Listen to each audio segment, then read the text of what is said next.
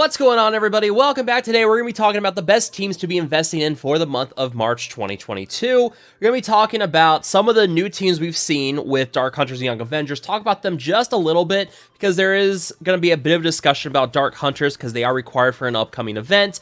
Talk a little bit about if you should be investing in Young Avengers, whether you should skip them or not.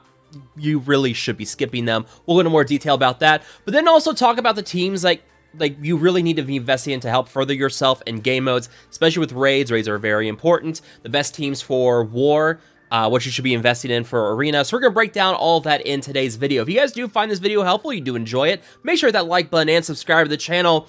And let's start by talking about the new teams that we have in the game. Number one, let's talk Young Avengers. This one, really, this is a team you should only be investing in if you are very much into war and you really want a strong war defense team, and you have to invest a lot of gear into them in order to really get them up to a level that's considered powerful. They need a lot of tier 14, tier 15. You need to dump a lot of orange gear into these characters and some a significant amount of T4s to actually make them work. This is not like Heroes for Hire, in that Heroes for Hire, even at tier 12, was incredibly powerful. This is not 2.0 with Heroes for Hire. This is a team you will have to invest a lot into to make them really shine in war defense. So do keep that in mind. You can see Kate Bishop and Echo are the two most important characters to gear up on this team. Then Squirrel Girl, then Ms. Marvel, then America Chavez, at least in my opinion. But this is a team I'm not really going to invest in much because I don't really have a lot of orange gear to throw around for this kind of team right now. So I'm not really worried about taking them up all the tier 14 and then throwing them into war. They have plenty of counters as it is. Hella Natural beats them. X Factor with Zemo beats them. Yeah, so this team is not quite something that is worth investing in unless you have a lot of orange gear and you really want to make them shine in war. The other team that has arrived here recently, and this one is probably a little more worthwhile investing in, and that is going to be Dark Hunters. Yes, that is a tier 16 Brother Voodoo, or Dr. Voodoo. I will be taking him into DD5 eventually. But this is going to be a war offense team that is going to counter Heroes for Hire. But in addition to that, this is going to be one of the two teams that you will need to use to beat this Scourge event upcoming. This upcoming Scourge event that's going to give us one of the first horsemen for the Apocalypse legendary or event or whatever. When Apocalypse will rise in the game, you will need the Scourge horsemen that you will have to use Dark Hunters or Web Warriors to unlock.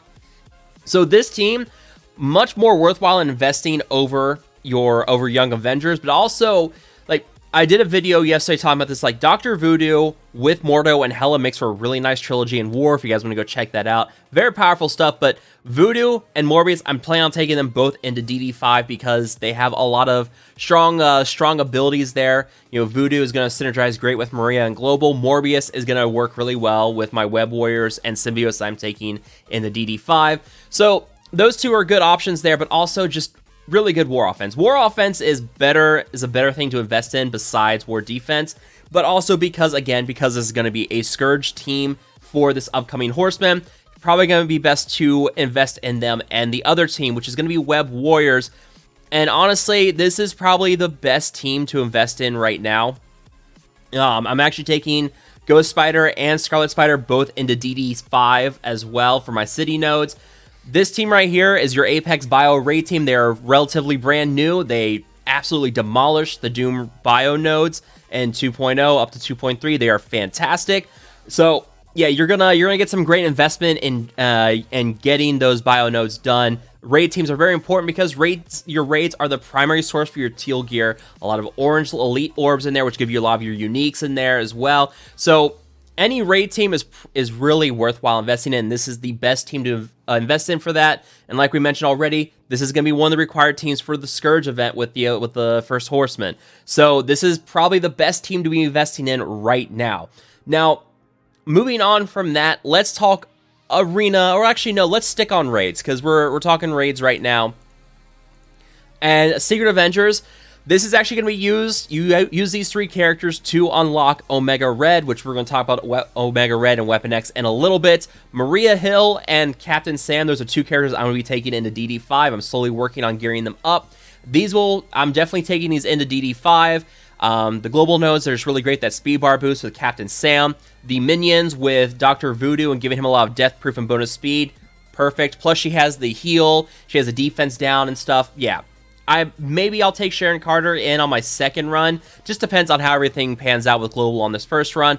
But yeah, Secret Avenger is a easy team to take in. And let's talk Astonishing X-Men, because I'm going to say take him up to 14 and kind of leave him there, because we know we have a bunch of mutants coming. They've pretty much confirmed all these horsemen are probably going to be mutants in some manner. There's heavy speculation that Gambit is one of the first characters to be coming in with everything. We'll see, but I have a feeling that we're going to see a lot of new mutants over the next several months as we start gearing up for Apocalypse towards the end of the year. So I'm not quite sure on taking these guys up to tier 15 anymore. Do what you need to just to get like your Doom 2 mutant nodes done, but we have to be careful at this point because the Astonishing X-Men are a bit older in terms of raid teams. So they also kind of show their age in the Doom 2 nodes. They're not quite as strong as they were in Doom 1. They really struggle in Doom 2.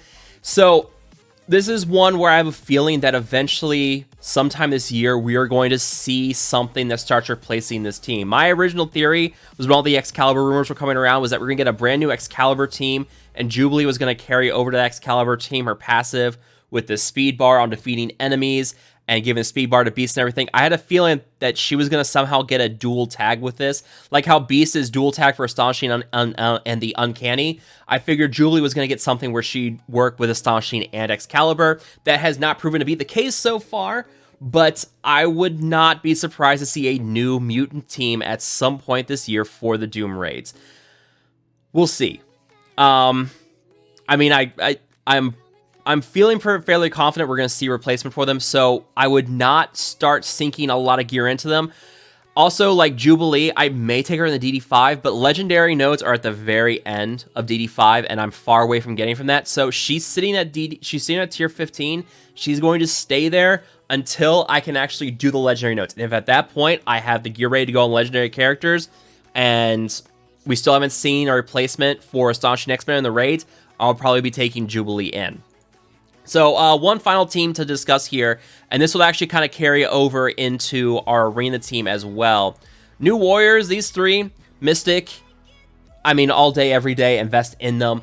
The two relatively new characters that we have with them is going to be Eternals, and Eternals plus New Warriors are just disgusting inside of Raid. They will clear Raid, they'll clear the Mystic nodes all day, no problem. And also, these are going to be your arena meta now. They absolutely demolish. It's actually kind of sad watching my Icarus on his ultimate hit for like 700, 800k, because he flips defense up and a defense down because of the enemy Cersei. And then he hits in that defense down while he's got offense up, and it just wipes the board without any problems. But yeah, these are two of the best characters in the game right now. You should absolutely be investing in them. They are great in raids. They are great in arena. They are great in war. Like, you're going to use them everywhere. And I'm using them in Dark Dimension, and they thrive in Dark Dimension. They have arena and Dark Dimension bonuses into their kits. They are amazing in Dark Dimension. So you're going to use them pretty much everywhere. There's no issues with them, really. They dominate no matter where you put them. So definitely invest in these two characters. So moving on from that, let's talk a little bit about War. Now, I already mentioned Dark Hunters. There is a brand new War offense team. They are not going to be on the level of Weapon X, in my opinion. They will not be as powerful, but however, this will still be a very strong War offense team. That is why I'm investing in them. They look very powerful. In my testing with Dr. Voodoo, especially, his ability to block a defense down, it's beautiful. This team is gonna rock on War offense, I feel. But the one I really want to talk about here is going to be Weapon X. And I talked about Secret Avengers earlier and how that would tie into Weapon X, because you need the Secret Avengers plus Nick Fury and Winter Soldier to unlock Omega Red. And this right here is your Apex War offense team. This is the best of the best right now. They will punch up 300k against Heroes for Hire. There's really nothing that they don't beat at this point. There's massive speed bar, the trauma, the heal block with Omega Red, the Hell Steel.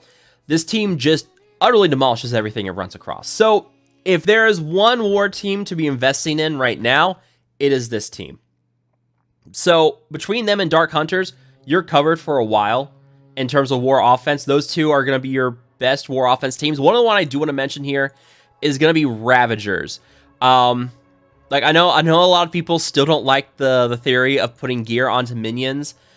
If you haven't seen my video yet, you'll be very surprised with what Ravager Stitcher can do inside of Dark Dimension 5.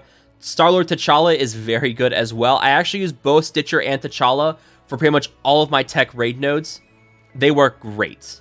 T'Challa has the best damage stat in the game, tied with Phyla-Vell. Stitcher has some of the best health in the game, and his damage is all piercing on his basic. If he hits someone with defense down, it does even more damage. If you haven't seen the video talking about using Ravager Stitcher to one-shot Doom inside War, I suggest you go watch that as well, because that video is absolutely bonkers. He one-shots. He does a double tap with his Striker ISO on him and just destroys Doom. It's great. And I've even used him to one-shot Icarus before in War as well. So this is a very good War offense team on the same level as I believe Dark Hunter is going to be on the same level as Ravagers, a tier below Weapon X, but still a very worthwhile team. And this is also going to let you do some double dipping here. T'Challa and Stitcher, I use them both in all of my tech nodes, and I will actually bring in Ravager Boomer on the boss node because of the speed bar reduction. He has a chance to assist with T'Challa and the defense down, everything. Yeah, I use him for the boss node with the other two on the other tech nodes. So really, there's not much else to discuss at this point. Let me know if you guys have any questions, comments, concerns, anything you think I missed, anything you think I want to discuss more. Actually, you know what? Yeah, let's discuss one more thing, because I did actually get this question on a video the other day. Let's talk Infinity Watch a little bit, because I know I still see people invest in them. I will say the sun has really set on Infinity Watch. Adam Warlock is still very powerful. The problem is in that, number one, Adam Warlock is very expensive to gear. If you're going to take him up to tier 16, he is very expensive in the teal gear. Number two, this team's getting pushed out. Eternals are the new arena meta. You can beat some of those compositions you see, like Eternals with like Cable, Loki, Emma. You can beat that with a straight Infinity Watch team. That's not a problem. The issue is that there's still like a solid plug and play like Black Order is in War, but there's a lot of Mystic characters out now, and this team really revolves around Adam Warlock and having him. The team without Adam is still pretty powerful, but Adam is really kind of linchpin. He brings that safeguard in. He really kind of takes him up to another level. But with so many Mystic characters coming into the game now, it's very hard to justify putting a ton of gear into him. I know people are going to push back and say, like, well, you know, like, they use Adam all the time. They use Infinity Watch all the time, which is true. But what I'm saying is don't take him up to tier 15. Like, 14 should be more than sufficient for what you need at this point. 15 and beyond is really kind of pushing the limit. A lot of Mystic gear, and look at the other Mystic characters we have here. For example, Morbius is going to be an upcoming Mystic character. Dr. Voodoo is a Mystic character. Doom, which you can argue is worse than Adam Warlock, but both Cersei and Icarus are also Mystic characters. There is a very healthy selection of Mystic characters here, and every piece of gear that you're putting on Adam Warlock is potentially a piece you're taking away from some of these other characters that you're just going to get a better return on at this point in the game. So don't skip Adam Warlock. Take him up to tier 14 if you want to, but beyond that, you may want to draw the line and kind of take inventory and save up for some of this stuff, because they've just kind of fallen down a little bit in terms of power. There's better teams cropping up.